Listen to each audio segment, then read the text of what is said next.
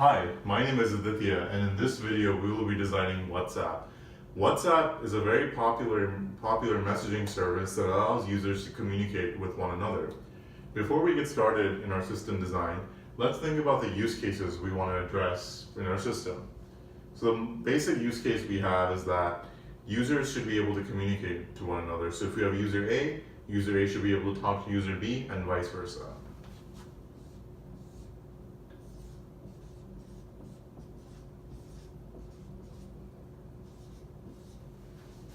We also want users to be able to see what state their message is in once it's been sent. So we'll talk about how a message can be in the sent state, how a message can be in the delivered state, as well as the read state. For sent, we'll say that a message has been sent to the server, delivered meaning the message has been delivered but the user hasn't read it yet, and then the recipient user hasn't read it yet, and then read would mean that the message was delivered and the recipient user has read the message.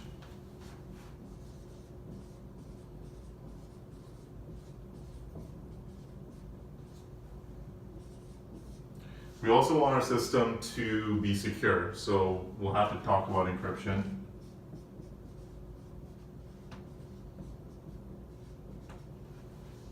We can also think about some other additional use cases, for example, media, so being able to send pictures, videos,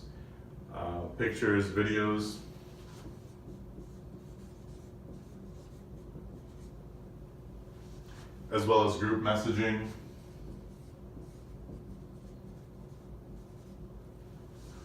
Let's get started. So in our first use case, we have that users should be able to talk to one another. So we have, let's say we'll have user A here. This is user A. User A wants to talk to user B.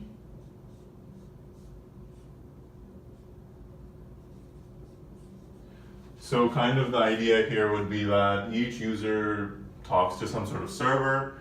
The server then delivers the message for that user. So in our case, what we can think about is maybe having each user associated with a server. So in our case of two users, we can think about having, let's say we have S1 here.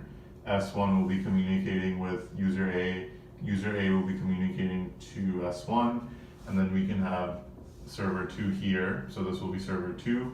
Server 2 will be responsible for for user B, and then like that.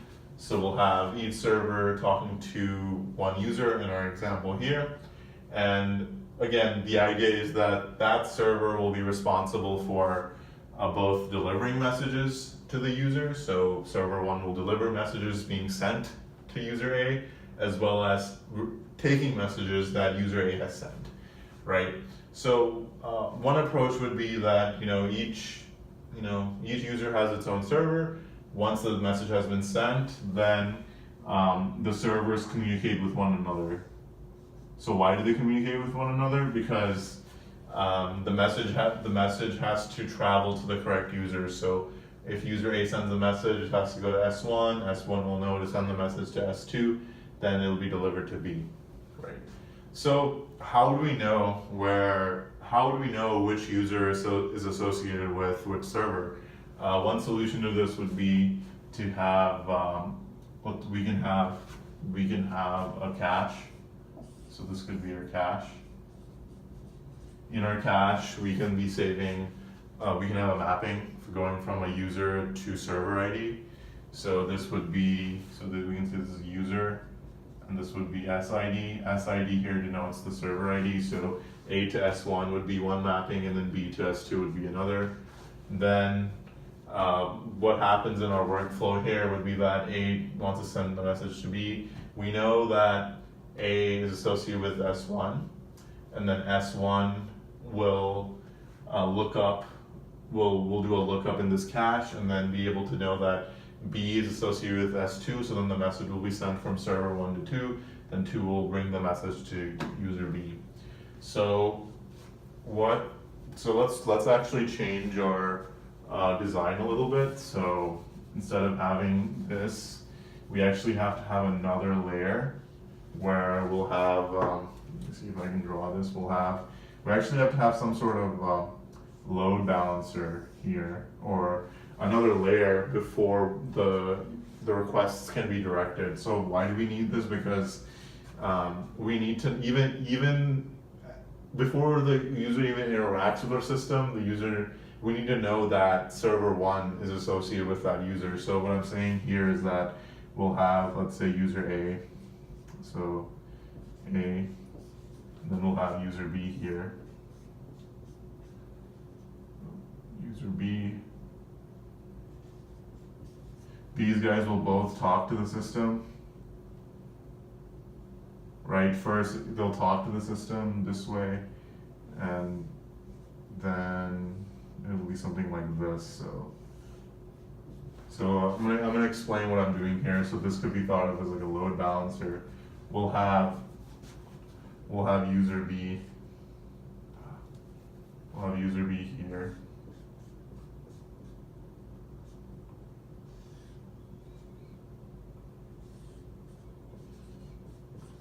Right, so we'll have this connection this way because we need to be sending the message back to user A, messages back and taking messages, and again in this case we'll have this kind of model as well where each server talks to this load balancer talks to each user, because right, the users don't know the server's locations or the IP addresses or how to connect to them, but we can give them, we can say that the entry point to our system would be through this load balancer.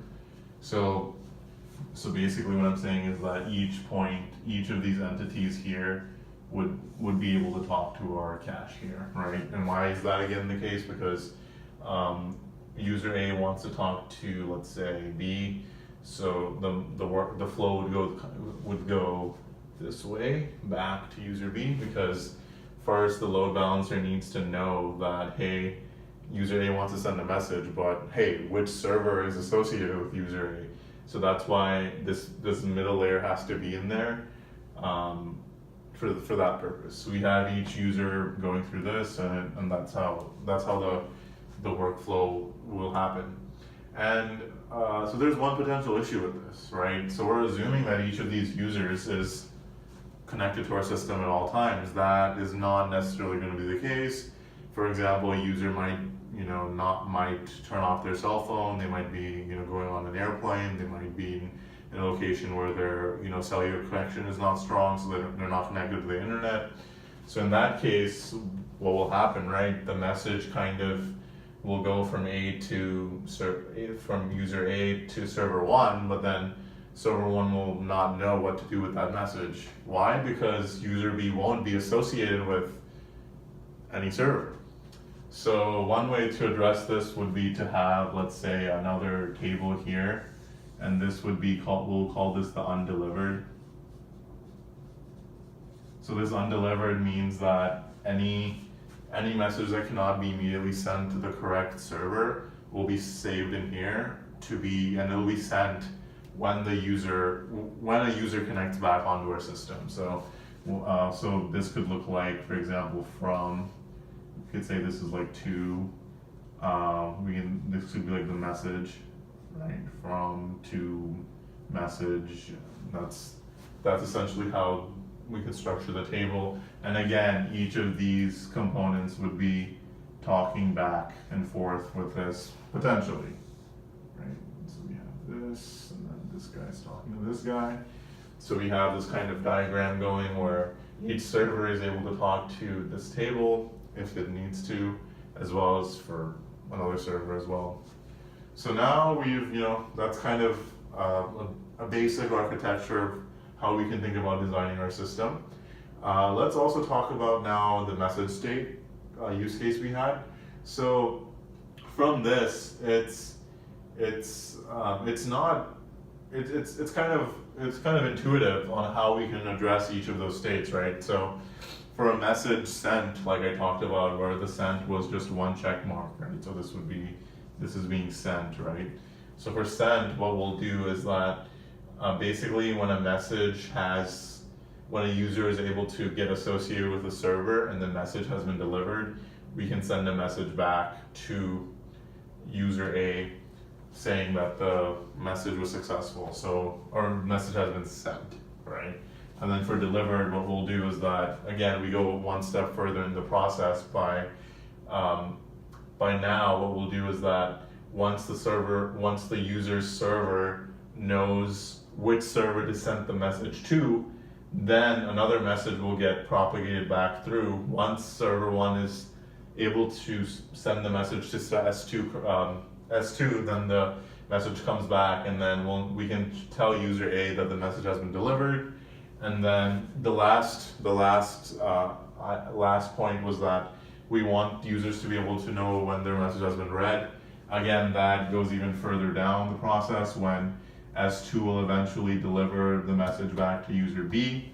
User B will then open up their phone and then read their message. Like as soon as they read the message, an automatic message is sent back through our system, and then user A is notified that their message has been read. So that's how we can think about the use case here. For encryption, right, we need our system to be secure so that messages that are sent are not intercepted, or the users can communicate like confidentially with one another. One kind of basic idea we can have is like have some sort of encryption, a key that we're generating that's used to encrypt messages. So I actually wanted to change my design here a little bit. So instead of also having a from to message, we'll have a CID, which I'll talk about just in a moment, and then we'll have our key here, noted by K. So this key would be associated with each conversation, but I haven't talked about what a conversation is. A conversation would be, we'll give an ID that associates a conversation happening between two users. What I mean by that is that if users are, continuously talking back and forth within some predefined like interval, like let's say between any two messages, there's less than, example, 30 minutes or 40 minutes of a time gap. So it's like within, relatively short intervals. We can say that all those messages are part of one conversation, and they'll all have the same conversation ID. And right, so where I was going with this was that we'll use the same key. Each conversation will have its own encryption key, basically. So all those messages that are associated with one conversation will be encrypted using the same key, and then that's how user A and user B can communicate in a secure way. Let's talk about media. So media, the use case was how can pictures, for example, and videos be sent. So in our system, we can introduce another storage, right? So we'll have, let's say this is like an image metadata. So this could have, for example, columns like, we can have like ID, user ID, basically ID for how we're going to identify this image in our system. User ID would be, again, saying like which users sent this image. We can have other columns as well. So we can have user ID, size, location, as well as a link, right? So we want to also be storing where this image actually resides in our system, right? So we need to think about some sort of file system where images are being saved, and then once images are sent, images are able to be looked up and shown to the recipient in a fast way. What immediately comes to mind is we want that these images and even the messages actually, and I'll talk about the message. This point actually applies also to the messages, but the point I was trying to make was that we want these images to persist. We want redundancy and durability in our system. So one file system that comes to mind would be using Hadoop's file system, HDFS. That gives us the benefits of having different partitions within the file system, storing basically replicas of our file so that the file isn't ever lost. As well as we have that, as well as it's also built for write once, read many use case. So in that, right, and what I'm talking about in that is that once the image has been sent, right, it's been written, so it's static. So the image is only going to be read. So the Hadoop file system gives us that benefit as well. So that's how we can think about to addressing the images. What I wanted to touch on as well was that once a message has been sent, in our system, I haven't talked about how we'll persist messages, because there could be some scenario where a message is sent by the user, but then the message just doesn't, it's sent to server one, and then server one, for example, just stops functioning, so that message is essentially lost, and that's a problem for our system, because we want these messages to be persist, that once they're sent, and we can recover from a server's loss. So what we can do, right, is that again we can build off of this undelivered idea.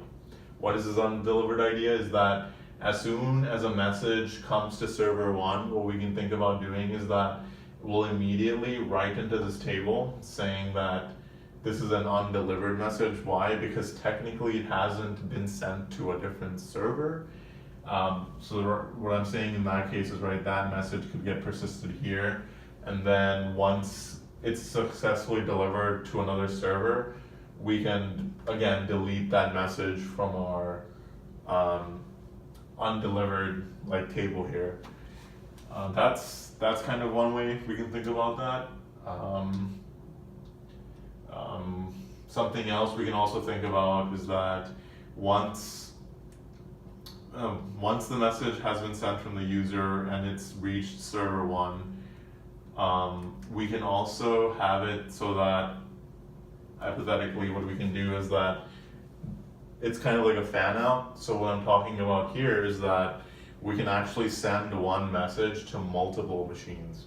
Why would we want to do this? Because like I mentioned, right, a machine could die or not work for us, and that message is lost. But if we send that same message to, let's say, multiple machines, one of those machines can give us the acknowledgement back saying that, hey, I am this user's machine now. So that's one way we can think about it too, actually. We can actually say that instead of this load balancer associating with, instead of this load balancer giving each user a machine, or a server, we can actually say that once it goes through here, each message is essentially sent to multiple places, right? It's sent to multiple machines, and then whichever machine responds back the fastest to this load balancer, we'll say that that machine is associated with user A, right? But what we can also do is that we can store copies of those messages, copy of that message in other nodes. So in the slower nodes, right? So what I'm saying is that if we have, let's say, as a simpler example, we have S1, S2 here, S3. So this is separate from what's going on here. This load balancer will query each of these servers, right? As soon as a message comes in, it's sent to 3 different servers all at once, and then whichever server responds the fastest, right, we'll say that that server is associated with whichever user requested it, whichever user wanted to send a message. So in that case, we have 2 benefits.